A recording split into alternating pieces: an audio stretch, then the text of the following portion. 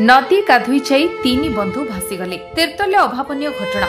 तीन बंधु नदी को गाधोई जाई भासीगले। शेषर बेहरा, सौरभ मल्लिक और अमन मल्लिक गाधोइबाकु जाई पाइका नदीर साइफन ब्रिज निकटरे भासीगले। स्थानीय अंचल शोकर छाया।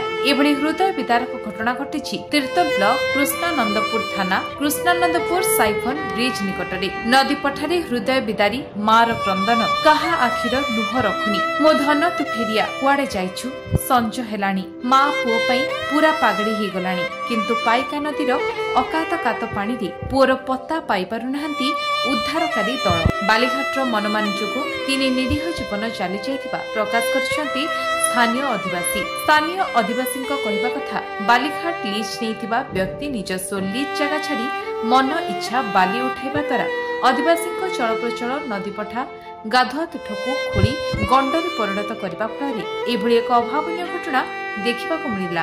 एप्रति प्रशासन दायित्वहीनता स्पष्ट पारि होउछि।